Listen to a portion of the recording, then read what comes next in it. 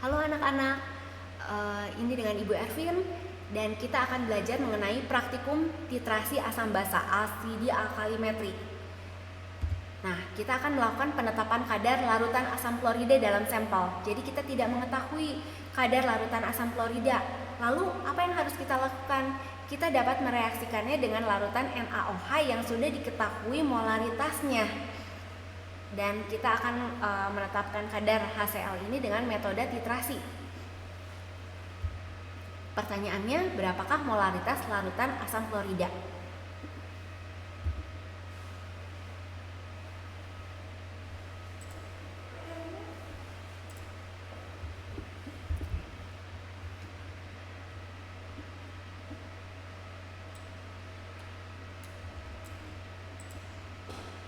Oke, mari kita belajar dari praktikum ini. Pertama, kita harus mempersiapkan sampel. Sampelnya adalah larutan asam klorida yang ingin kita ketahui molaritasnya.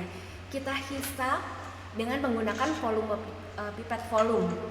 Pipet volume ini digunakan untuk mengukur volume larutan HCl sebanyak 10 ml. Kemudian kita akan hisap dengan menggunakan bantuan filler atau pipette bulb. Nah, kemudian 10 ml HCl ini kita tempatkan dalam labu Erlenmeyer. Oke, setelah siap dalam labu Erlenmeyer, kita akan mempersiapkan buret.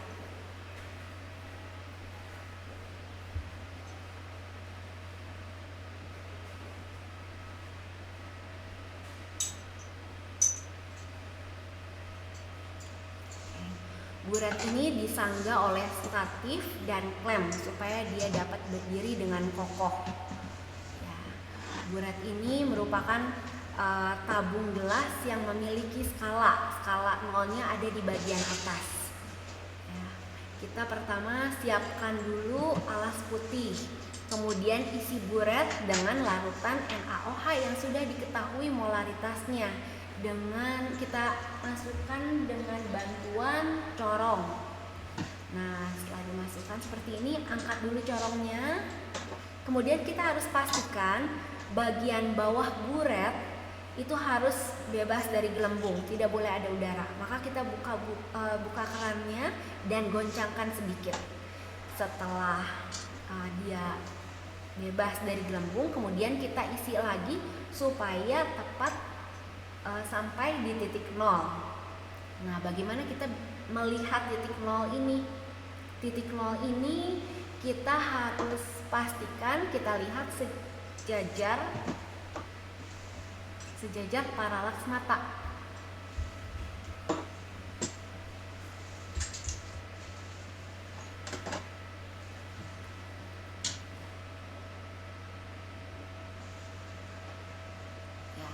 Kalau misalnya belum pas 0, maka kita keluarkan lagi dengan mengatur kerannya.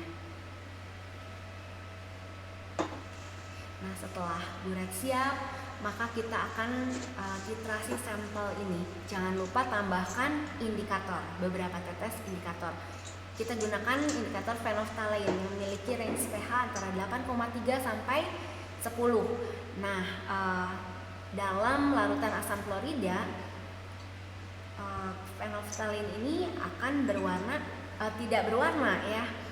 Nah, kemudian dititrasi setetes demi setetes dengan menggunakan NaOH. pH larutan di dalam Erlenmeyer akan naik sedikit demi sedikit sampai pH-nya 7. Nah, bagaimana kita tahu dia itu sudah pH-nya sampai dengan 7? Nah, indikator ini akan memberikan perubahan warna. Jadi kita akan hentikan titrasi ini pada saat indikator berubah warna.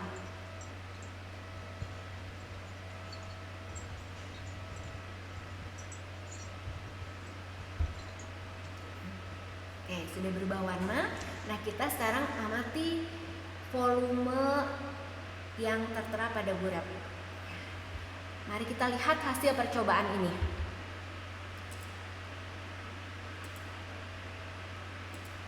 Nah, ini adalah hasil percobaannya. Kita lakukan 3 kali titrasi supaya mendapatkan hasil yang akurat.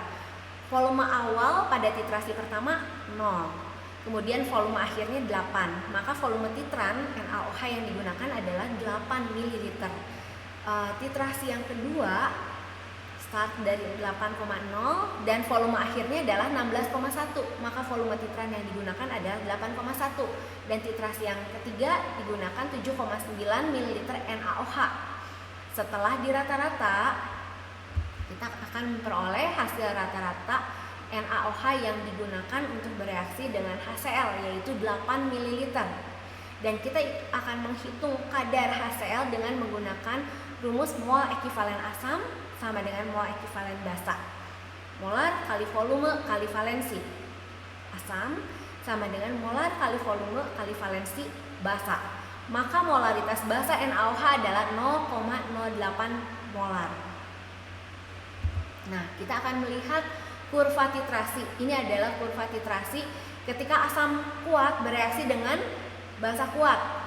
Diawali dengan pH yang kecil. Ini adalah pH yang kita lihat, yang kita hitung adalah pH yang ada di larutan sampel. Awalnya HCl itu belum bereaksi dengan NaOH, maka pH-nya sangat rendah. Kemudian seiring dengan tetesan NaOH yang ditambahkan, maka pH-nya akan naik terus sampai mencapai pH 7. Saat pH 7 ini adalah saat ketika asam tepat bereaksi dengan basa.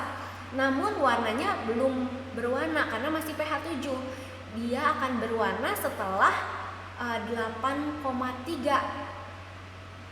Nah, pada saat indikator berubah warna, ini namanya titik ekivalensi. Lalu, mengapa kita bisa menggunakan phenolphthalein untuk indikator? Padahal titik ekivalen dan titik akhir titrasinya tidak berimpitan. Kita boleh menggunakan phenolphthalein karena range indikator ini masih berada dalam garis vertikal pada kurva tersebut, ya, yaitu sekitar 8,3 sampai 10.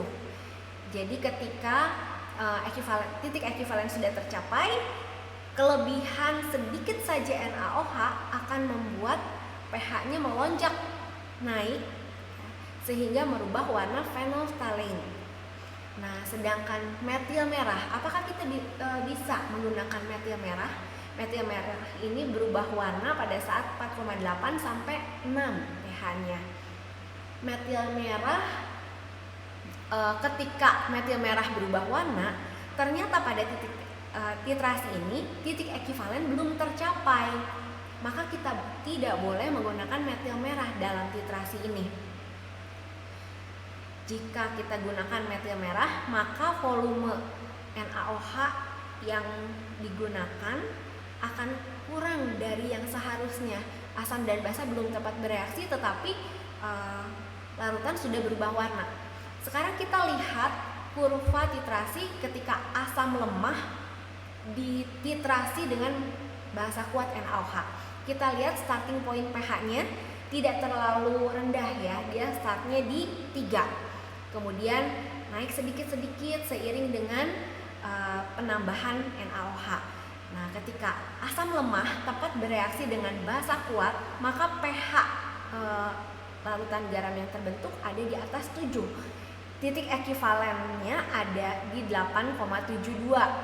Nah, pada saat itu juga phenolphthalein tepat berubah warna. Jadi penggunaan phenolphthalein untuk titrasi asam lemah oleh basa kuat ini sangat tepat. Sekarang kita lihat lagi kurva yang lain. Ini adalah kurva titrasi ketika basa kuat dititrasi dengan asam kuat. Kita lihat starting point pH kurvanya itu ada sangat di pH yang tinggi, ya, sekitar 13. Kemudian dititrasi dengan asam kuat, pH-nya lama-kelamaan turun dan tercapai titik ekivalen di 7 karena asam kuat direaksikan dengan basa kuat. Nah, kita harus pilih indikator yang sesuai. Indikator yang digunakan harus berada di sekitar titik ekivalensi, di daerah garis yang masih vertikal itu. Nah, kita lihat lagi yang lain. Ketika basa lemah dititrasi dengan menggunakan asam kuat. Basa lemah starting point pH-nya itu tidak terlalu tinggi, di sekitar 10. Nah, kemudian ditambahkan, direaksikan dengan asam kuat sebagai larutan pentiter. Titik ekivalen yaitu titik pada saat asam lemah tepat bereaksi titik pada saat basa lemah tepat bereaksi dengan asam kuat itu berada di bawah 7. Kalau di sini dilihat di sekitar 4, itu adalah titik ekivalennya. Nah, kemudian kita harus pilih indikator yang berubah warna di sekitar titik ekivalen, yaitu di sekitar 4. Di sini kita bisa menggunakan metil merah.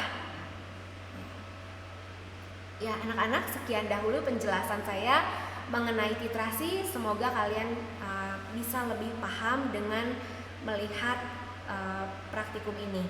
Nah, jika ada yang belum paham, jangan sungkan untuk bertanya. Sampai jumpa.